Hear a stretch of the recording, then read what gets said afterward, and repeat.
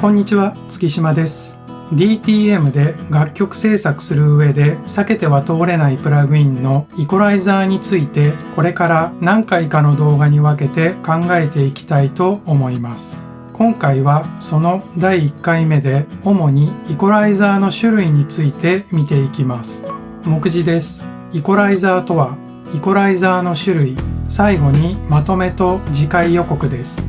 それではイコライザーとは何かというところから見ていきたいと思います。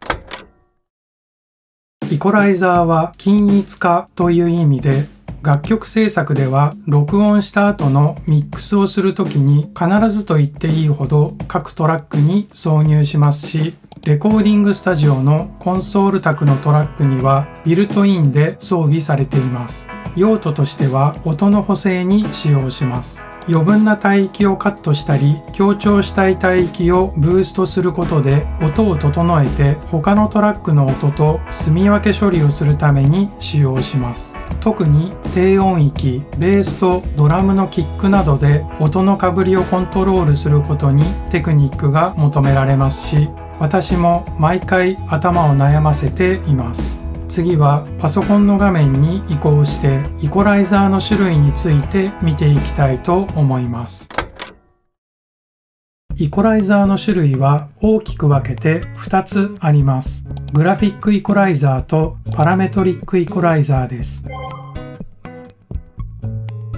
グラフィックイコライザーの特徴は、操作する周波数帯域が使う機種、プラグインによって決まっているタイプのイコライザーです。私が持っている2つのプラグインを表示してみました。Waves 社の API560 とプラグインアライアンス社の SPL EQ レンジャープラスです。どちらも同じグラフィックイコライザーですが、見比べてみると操作できる周波数帯域が違います。これらのプラグインは決められた周波数をブーストするかカットするかという感じですので、シンプルで操作しやすいですが、帯域が固定されているために自由度が低く DAW に標準でついているケースも少ないイコライザーです。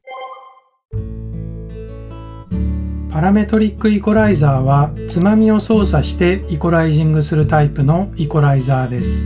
DTM ではこちらの方がよく目にします。こちらはスタジオ1に標準で付属する Pro EQ2 です。またこちらはソノックスの Oxford EQ です。どちらも同じようなデザインをしていて、使い方も大体同じです。これらのパラメトリックイコライザーの特徴は、周波数帯ごとに多少の住み分け、低域、中域、高域などはありますが、動かしたい周波数帯をつまみを動かしてフレキシブルに設定し操作できることです。次はイコライザーのカーブの種類などを見てみます。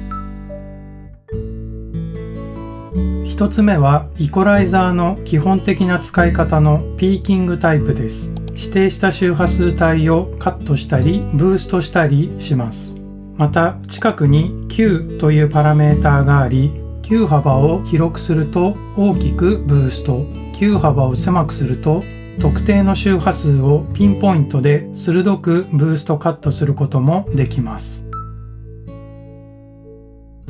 2つ目はフィルタータイプです。低域、ローや高域、ハイをカットするときに使用します。ハイパスフィルター、ローカットフィルター、ローパスフィルター、ハイカットフィルターと呼ばれます。エフェクト的な使い方もよくされています。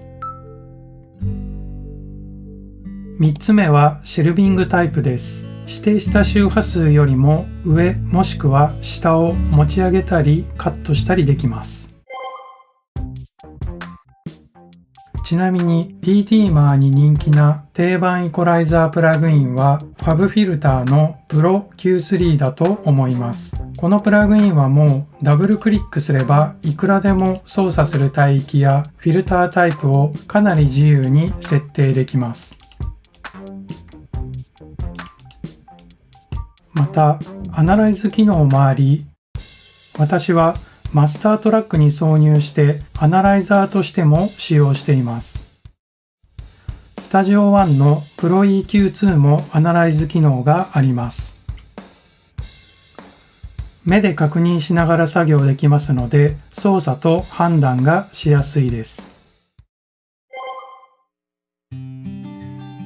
実機をプラグイン化したアナログ機材系のイコライザーもあります。これらは SSL のコンソールのパラメトリックイコライザーをシミュレートしたプラグインです。チャンネルストリップ系のプラグインにもイコライザーは含まれています。アナログ系のイコライザーはスタジオ1の Pro EQ2 のようにグラフィック部分がありませんので、効果や設定を数値を見ながら耳で判断する必要があります。ただ、こういったアナログ系のプラグインは実機を通した癖や歪みを加えることができますので、とてもありがたいプラグインです。次はまとめと次回予告です。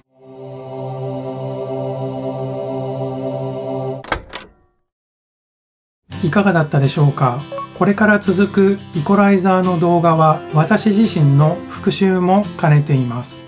内容は私が知っている範囲ですので、基本的に初心者向けです。また、ミックスの仕方やイコライザーなどのプラグインの使い方は人それぞれで何通りも方法がありますし、自由です。私の動画は参考程度に見ていただけたらいいですし、私も知らないことはたくさんありますので、動画を作りながら視聴者の方と一緒に勉強していけたらいいなと思っています。